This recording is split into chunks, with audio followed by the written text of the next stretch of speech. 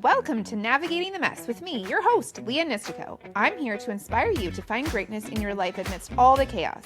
Join me while I talk about my real life stories and finding out who I truly am beneath all the challenges life can throw you. Let's find connection in our chaos. Hello, welcome back. If you made it this far in the episodes, thank you. Those were hard to get through. I didn't realize how hard it was for me to get my mindset back into those difficult times in my life.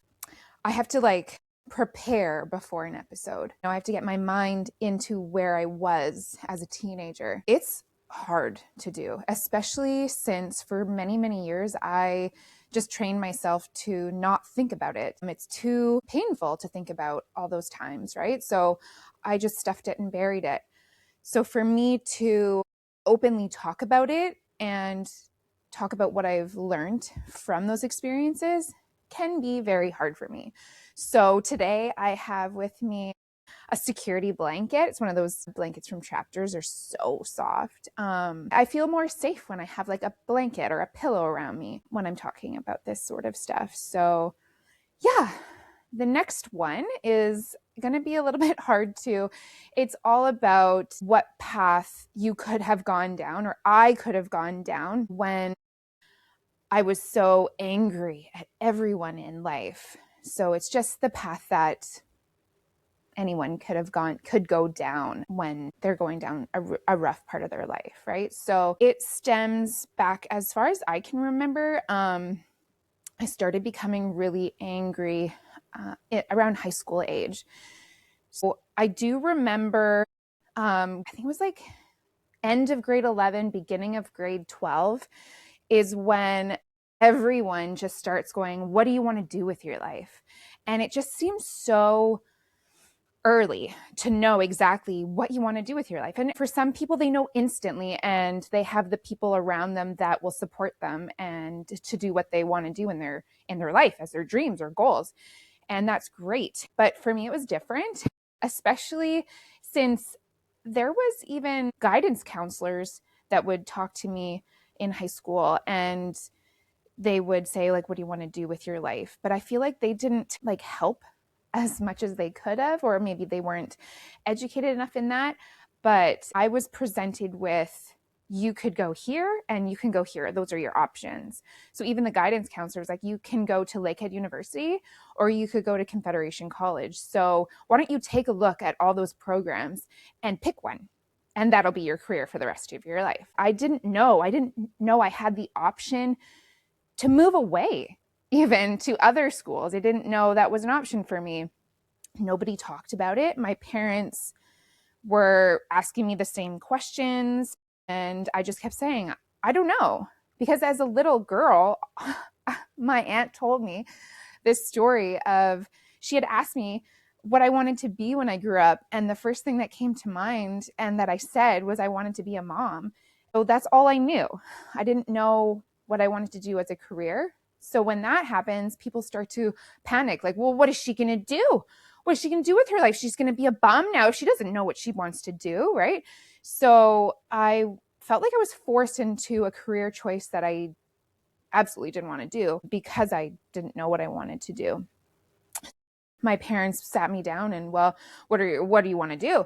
What do you want to do? You could go to Lakehead University or you can go to Confederation College. Those are your choices. And said the same thing as the guidance counselor. Why don't you look through all the programs that we have available and go from there, instead of getting to know me as a person and looking at my strengths and looking what my interests are. Nobody did that. Nobody even wanted to get to know me as a person. I mean, I think at that time, I didn't even know me. I was just trying to please everybody. I had no idea who I was. So I just followed what everybody told me to do, to be, and this is who you're going to be when you grow up. If I didn't know what I wanted, they just said, well, you know what? I think the best possible career choice for you is to become a teacher because that's what worked for me and your stepdad. So, and we're successful. So I think that you should be a teacher too. I knew I didn't want to be a teacher. I knew that at that time in my life, I could never be a leader. I followed the pack. I didn't want to be center of attention. I didn't want to be under a microscope because I was normally. I didn't like the feeling because it was very negative. So I knew I didn't want all eyes on me. I didn't want to be a teacher, but it was forced onto me. They kept telling me, this is what you want to do. If not, then why don't you be an early childhood educator and you help the teacher? So you're not a leader, you're a follower, but you're helping them. So to me, that was a little bit more of a safer option. And I thought, okay. And I was telling myself, this is what you want to do. This is what you need to do. Because if I didn't go to school, I had two options again. They said, you need to go to school to be somebody. And if you don't want to go to school because you absolutely don't know what to do, then you need to go to work and make some money because you will be paying rent at our house. So I'm like, well, if I go to work, I'm going to see the money come in. Maybe I don't want to go to school. So I thought, I'm just going to go to school right off the bat. I'm just going to suck it up and I'm going to take this course and that's what's going to be best for me. And I'm just going to do this for the rest of my life. Because I thought if I just be a follower and I do what everybody tells me to do, I'm going to be happy because they know what's best for me. I don't know what's best for me. I'm only in grade 12. That's what I did. I signed up for early childhood education. At first I was excited because it's a new path. I didn't know what was in store for me. I did have to pay for my full tuition by myself. So I had two jobs while going to high school and to college. I was very busy. Then right out of high school, I needed a vehicle. So my stepdad's like, well, you need to buy a car because, I need this car and your mom needs that vehicle and everybody's going in their separate ways. So you need a vehicle. I said, okay, well, what should we do? I think by trade, my stepdad was a mechanic and then he became a teacher. I thought, okay, well, he knows everything there is to know about cars. So help me, please. He took the reins on it and he got me a brand new car. Keep in mind, I think I'm 18 at this time, and a brand new car back then this specific vehicle was like $16,000. And that was very scary to me because my schooling wasn't that much. My schooling was like $2,500 a year. So that was more doable than $16,000. Like, I was overwhelmed and I said, well, why can't we just get a used car, something just more affordable? He said, well, I don't want to have to do all your work on the vehicle if it's broken. So let's just get you a brand new car. And so he took full reins and he picked out the vehicle. He didn't take into consideration like anything that I wanted in the vehicle, but yet I was paying for it at the end of the day. This is what car you're going to have. This is what color it is. I will put this decal on it and I will do all these things. And at the time I was like, okay, you know what's best for me. I'm just going to let you run my life. Right. And I wasn't the main character of my own life. I wasn't the main character of my story. I was letting everybody tell me how to live my life, what to do, what to be in my career, what car to drive. I was just like, please help me. I felt helpless and like, you need to tell me how to run my life. Eventually, you just get angry because everyone is controlling you and it just snowballs and you think that that's normal. That's not normal. That's not normal. You need to be the main character of your own life. And I didn't have enough courage or self-esteem or self-worth to be like, no, I don't want that car. This is my vehicle. I will be paying my money for it. So I'm going to get something that I want. And I wasn't a part of the process. I should have been, because at the end of the day, I was the one that signed. It felt like I was signing my life away because at the end of the day, it was $23,000 when I was 18. It was 7 years, that I was paying this off. I needed those two jobs and I needed to go to school and learn and all the things, right? So I did have that freedom.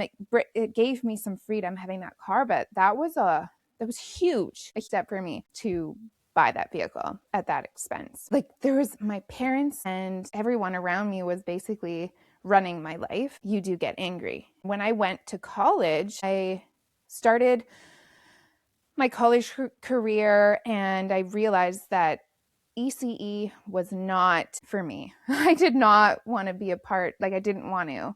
do it, but I paid for it and I'm not a quitter and I don't like failing. So I'm going to see it through the full 2 years. I'm going to graduate and have something under my belt to like lean back on. But I knew it in my heart it wasn't for me. If you know in your heart that something's not for you, you can't just push that aside. I got angry. And then you start seeing where your life is going when you're angry at everyone and the world and everything. I started surrounding myself around some people who were like me, but who weren't necessarily people I would hang around with now. So I didn't have a connection with myself enough. I was basically just floating through life, trying to fly under the radar and just get good grades and do what I'm told and have this career. And then I was just filled with so much anger. I didn't know what to do with it. So I was hanging around with some people who were kind of like quote unquote mean girls, right? But I wasn't a mean girl. I was like the quiet one in the back but surrounding with all these loud girls. And I felt if they liked me, I felt safe because I wasn't going to be bullied or picked on because they were there and they were doing that to other people. I didn't necessarily stop it, right? So I was a part of the problem, even though maybe people didn't see it as that. I looked at people who were more healthy in their life than I was. I looked at them as a threat.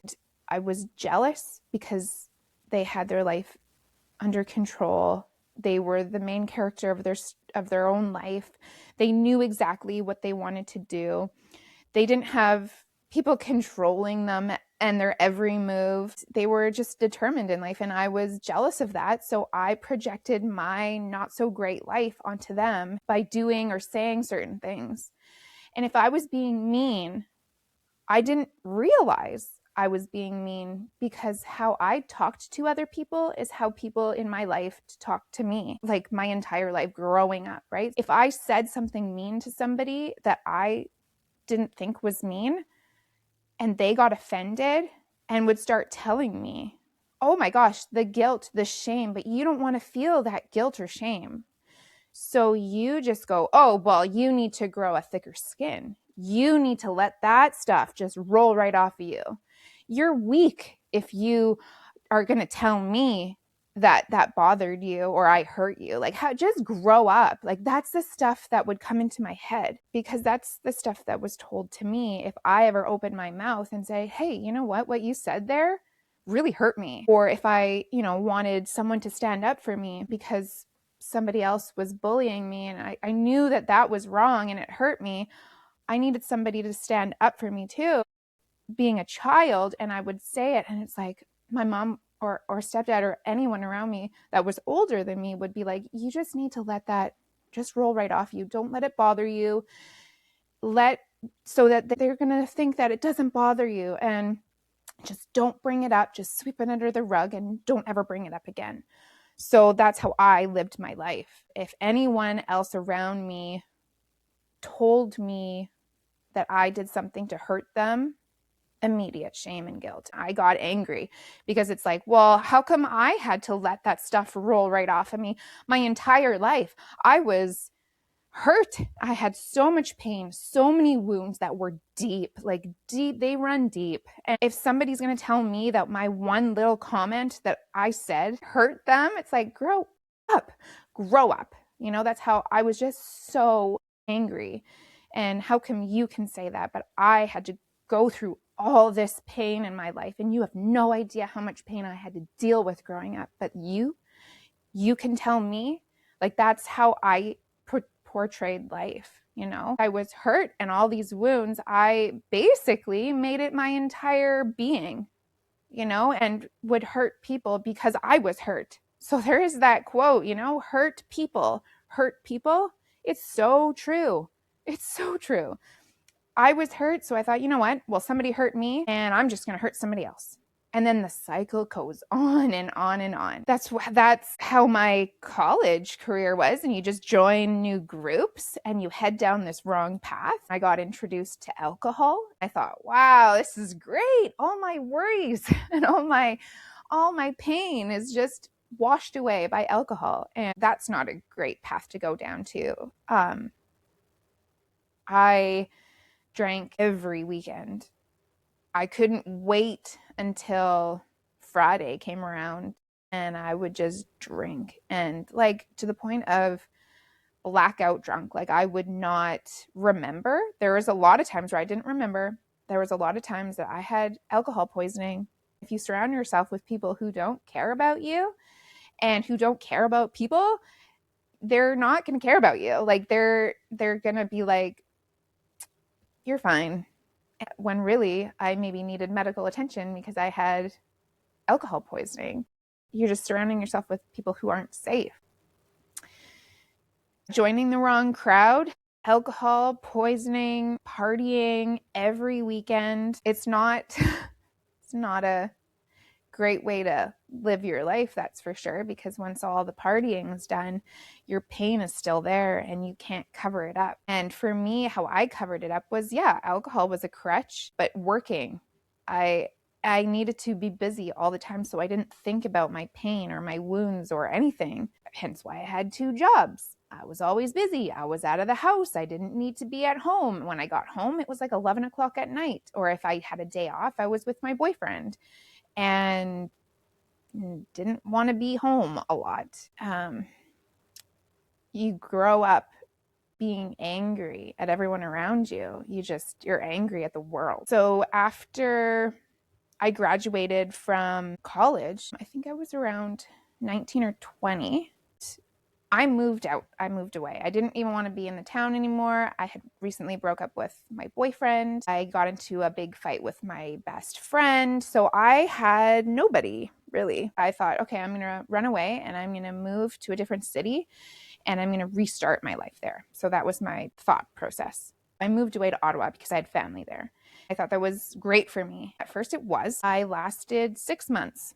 For me, that's a really long time, especially when you're moving cities at age 19 or 20. I drove it. Like me and my mom, she drove with me. She flew back. But yeah, I was set up with her sisters. My aunts were there and I lived with, I think, both of them. I was helping out there. I had started working at my aunt's spa and realized that I really enjoyed doing that. They had plans for me that I wasn't aware of. I realized it wasn't working living with either of them, and I wanted to move out. So that was one problem that I had come up against, that they had said to me, that wasn't the plan though. The plan was you lived with me and you helped me with my kids and you also worked. So at that time, I think I had 2 or 3 jobs. Then I had no friends. So I joined a rugby team and I found friends there. And again, it's a huge drinking thing after. So I was partying a lot and I drank a lot. I was unhappy. I did find an apartment that I lived with 2 construction worker guys, so they were barely there ever. It was great, but I was living in my room. So it was like a master bedroom, basically. I worked out in my bedroom. I drank alone in my bedroom. I was on MSN a lot, talking to people from Thunder Bay. They were wondering where I left. To me, it was like I needed to leave, and maybe people would think that they missed me, because when I was in living in town, I wasn't necessarily missed, or I felt left out. And so that's why I moved away as well. I moved away for a lot of the wrong reasons. I realized that after. I spent a lot of my time just on MSN and drinking. One memory that I can remember is I didn't have Wi-Fi. I think it was down or something at my apartment. So the only place that I could get Wi-Fi signal was at a cafe. It was outside of a cafe. I remember driving to the LCBO, picking up my alcohol, driving to a cafe, sitting outside in my car on MSN on my laptop, and I was talking to friends I was talking to an ex-boyfriend and I was drinking in my car. And it didn't dawn on me that I was doing something wrong until I started feeling buzzed. And I'm like, oh my gosh, I'm in a car. Hello, right? You're in a car, you're drinking right off the bat. Not good, not good. I immediately stopped drinking and was like, what am I doing? Am I this upset? Am I this depressed and hate my life this much that I'm just willing to really ruin it? Like, really, if a cop drove by, that would be it, right? I just made up my mind there that, you know what, that's it. I'm done. I'm out. I don't have friends. I miss my hometown. I miss my friends. I need to get my best friend back. She's everything to me. She was a sister that I never had. And she always supported me, right? I needed to get back and I needed to talk to her. So I made up my mind that that's it. I'm going to stop this drinking stuff and I'm going to move back home. I immediately called my mom and said, you know what? I'm not happy here. I gave it a real shot for me. It was 6 months and I want to come back home. She said, okay, yeah, I think that's a good idea because my sisters were talking about you. I was like, what do you mean? And she's like, yeah, it's not working out for them. And there was a lot of stuff that was said that I was completely shocked because everyone around me, it felt like they were talking behind my back, but not to me. I thought, well, family doesn't do that. Why would they do that? If they had a problem with me, why wouldn't they talk to me? I had no idea that there was an issue. So I felt like anything I did from then on didn't even help any matters. It just made everything worse. So I was confused. I felt betrayed because why wouldn't you come to me if you had a problem with me? We could talk about it and fix it. That was my mindset, especially family. I trusted you, you know? I thought you loved me because we're family. At that moment, I felt super betrayed, unloved, and I needed to get out of there fast. I do remember writing thank you cards to all of them. Thank you for, having me stay with you. I really appreciate everything you've done for me, blah, blah, blah, blah, blah. Gave them, dropped them all off. Nobody talked to me. Instead of wanting to talk about that issue, what I got back was, don't you think that you should have given an I'm sorry letter? Yeah, sure. If I knew what I was sorry for, I didn't know what was going on. I knew from there that nothing is going to get better. So yeah, I left and I came back home and I was super, super depressed because now I thought my family hated me. Nobody talked about that for years after. Like it was just swept under the rug. Nobody talked to me from there anymore. I felt very misunderstood. I felt just very hurt. If I knew what I did, I would have tried really hard to fix it. But also keep in mind, I was 19 or 20, and we make mistakes when we're that young because we don't know life and we're just really trying to figure it out. I hurt a lot of people growing up, but I was also hurt too. Hurt people, hurt people. We come back to that. So yeah, I left Ottawa and I came back home and I restarted my life, because I was so depressed and I was drinking often. Obviously, I gained a bunch of weight. I came back and those mean girls that I hung out with that would bully other people, well, they bullied me. What goes around comes around, right? When you hang out with the wrong crowd, eventually the wrong crowd's going to turn on you. That's when I knew that these people weren't my friends. I was like, okay, I'm going to get my life in order. I'm going to start working out again. I'm going to start eating great. I'm going to start doing things for me. I'm going to start getting my best friend back because she's always supported me. I did something to hurt her and I need to figure out what it was so we can talk about it and we can get over it, hopefully. And I don't think I realized what I was doing in that moment was like getting my shit together for my life. It just happened organically without me really thinking about it. I just knew what my priorities were in that moment and I needed to find a job. That's what I did. I remember doing something so scary. Putting myself out there was the scariest thing that I had to do. And putting myself out there, I mean, with my best friend. I remember going to her house. She lived at her parents' house at the time, and I remember driving there, and I was so scared because I'm like, well, she could easily reject me right now, and I'm used to that. I don't want to be rejected. That hurts.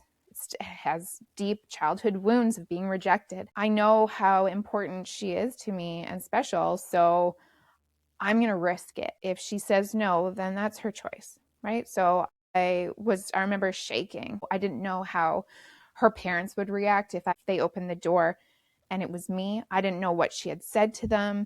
I didn't know how she was going to react.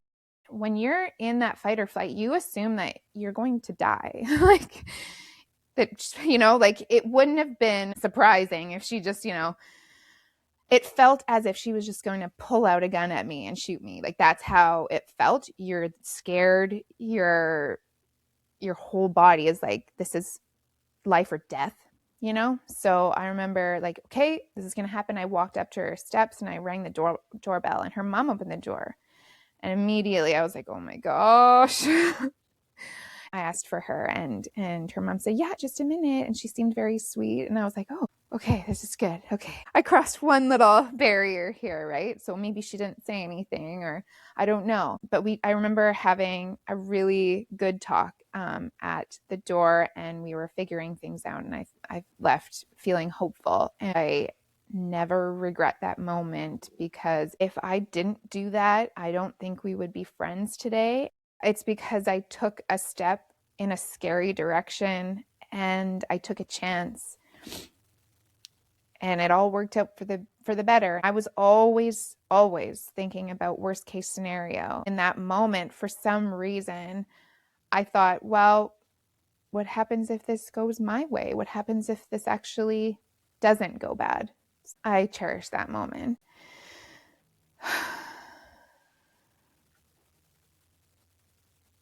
You just need to know who's there for you, who's in your corner. She's always been in my corner. She's always been this healthy version, this healthy friend that I could go to for advice.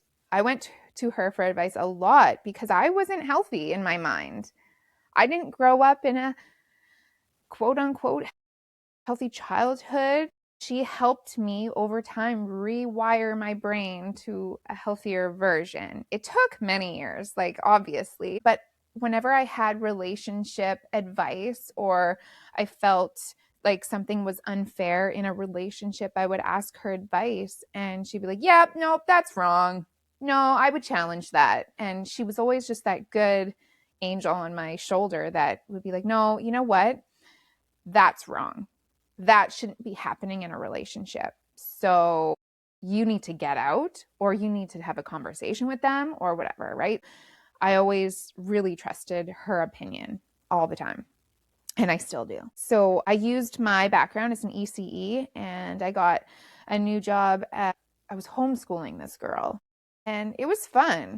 I did enjoy it a little bit, but it's still not what I wanted to do. And then I met someone who we started a relationship with. Eventually, it rolled really quickly in that relationship, and we were living together like within weeks, I feel, or maybe even a month. Then within, I think it was under a year, so it must have been like 10 months or 11 months, he had proposed to me. And I remember that night we went to Kekabeka Falls, and I was looking at the falls, and he was talking to me, and I turned around and he was on one knee. And I was 21. I was very young, but my brain was like, I wanted kids. I wanted to be married. I wanted someone to love me. I wanted them to always have my back and be there for me. And so I thought, this is it. Even though, like, thinking back, that was only 10 months of our relationship. We moved in within weeks of knowing each other. We didn't know each other at all. There was so many lies in our relationship, and it just wasn't healthy. But I was also a people pleaser. And I thought, well, this is the next step in life. In my gut, my intuition, I never listened to, because I was always told that, oh, you just misunderstand a lot, or you don't understand. I just always thought, like, I don't even understand myself. So whatever gut feeling I had in that moment, I pushed it aside. I wanted to make this person happy. If I said no, I wasn't making them happy. So I said yes, and then you're just happy. This person's happy, and then okay, now I'm happy if that person is happy. Then you just get caught up in all the hype of gonna be married, and you tell people, and everyone, well, not everyone's excited for you. My parents weren't excited about that. I was 21 and they didn't like him. So that was interesting. Then we went to Toronto so he could meet my family, and then it snowballed. Like everything went so fast. And then when I was in Toronto, my aunt took me wedding dress shopping. Then I bought a wedding dress like a year before the wedding. We hadn't even picked a date yet. Like just everything was just not the right path, not the right time. You can tell after in hindsight, right? I remember picking a date. The venue was like, oh, I don't have that date. And it just nothing lined up. Nothing lined up perfectly for us. We ended up did set a date, but it wasn't what I wanted. Just, yep, sure, because I'm a people pleaser. But then over time, I think it was less than a year later, I finally listened to my gut because it was getting stronger and stronger as the weeks and months went on, that it was telling me like, this is not the right decision for you. This is not good. I had to end it. And that was the scariest time because I thought I was trapped. Once I had a ring on my finger, I thought I was trapped. I felt very trapped. I needed a lot of advice from older people like my aunts or anyone. I eventually got out, but the point of this story was when we were engaged and he was telling me that he needed to get married in a church. I didn't want that because yeah, I was baptized, but I wasn't confirmed or anything like that, so I couldn't get married in a church. He was doing it for his grandma. I thought, well, this is our wedding. Like, shouldn't you do it for you or me? But he was very adamant. He said, well, I'm going to get you confirmed. You need to do all these things in order to get married in a church. So he was forcing this on me. I knew, like, okay, well, that's not okay. And he started becoming a lot more possessive over me and like keeping track of me, where I was going, and I didn't feel safe. Then we went to the church and we did the marriage course. That was the straw that broke the camel's back because the priest was talking to us. Then we did a test, and it was like a multiple choice test. We had to be in separate rooms. Then we went over the test afterwards in front of both of us. I thought it was a no-brainer. I just pick all these things, and I didn't think anything of it. So when we took up the test, we got to a point in the test where the priest said, okay, next question. Does your partner abuse you? I thought that was a no-brainer, right? We both said no. Wrong. He looks at mine, he goes, yeah, Leah, you're good. You said no. And you said yes. So you abuse him? Blindsided. I was blindsided. Rug was ripped from under me and was like, I immediately looked at him and thought, what? What are you talking about? So in my mind, abuse was like physical abuse, right? It wasn't emotional or things that you said. So I was flabbergasted and was like, no, I don't. And he was very adamant. Yes, you do. You abuse me. He was really diving deep. And I thought, what is going on? The way you talk to me and you talk down to me and all this stuff. I was like, oh my gosh. I was in such denial that that was abuse because I grew up with that. I immediately like, we're done. This is ridiculous. If you think that's abuse, then you need to grow up. I was still in that because I was angry when somebody's telling me I'm doing something wrong when I was the one who was dealing with that my entire life. Oh my God, the anger that would come up with that is unreal. We're done. We ended it. I had so much shame from that. I never told anybody about that. And I didn't think that it was abuse. Eventually, when you start healing and you start going to therapy, yep, That's abuse. I didn't realize it. And that's trauma. That was part of my childhood. That was a lot of my childhood. I was ashamed of that I treated people like that, people that I loved, right? So I was very angry at the world, and I needed to change because this kept coming up in a lot of my relationships. Then I would just end it. And then I'm like, I'm never going to find a husband. I'm never going to settle down because the same cycle keeps happening over and over and over. If you don't change anything, nothing changes. So you keep running into the same types of people. Then I was at a job that was super toxic. I was there for 10, 11 years. Super toxic. You know what it felt like? Family. Family. I was like their family. I had a really close relationship with one of the guys there who it felt like he was my dad. I've never felt that from a father figure. Ever. So I clung on to that, But then when I started realizing and healing and go to therapy, I started seeing all the toxic ways of that workplace. I started rejecting it. And I started standing up for myself. And then you start to see the toxicity in that place. I couldn't last within a year after. I lasted 10 years in a workplace and got along with all those people because I was just like them. I cringe. I can't believe I was like that. I hurt people. I just felt so bad and I needed to change. And then I came back after a maternity leave. I didn't even last a year because of how much I've changed. It's crazy. It's crazy. Surround yourself with people who are real, people who have your back, people who make you feel happy and energized when you're around them, because that's a huge thing to look out for. If you hang out with these people who you think are your friends or family, whoever, and you feel exhausted, drained, they're not for you. They're sucking you dry.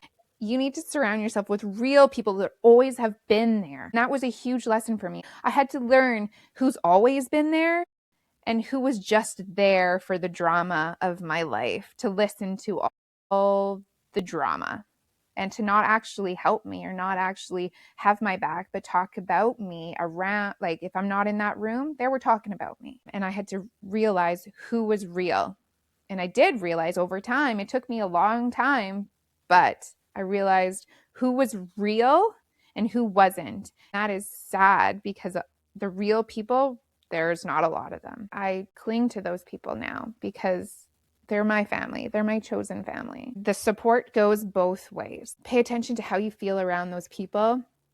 And that's how your body is going to tell you, yes, these are your people, or no, these are not your people. And you should not feel confused at all if they are your people or not. Thank you for joining me on Navigating the Mess. Hopefully some of this resonated with you. If so, please hit the like and subscribe button or leave a comment. I would love to share the comments every episode. See you next week, same time, same place.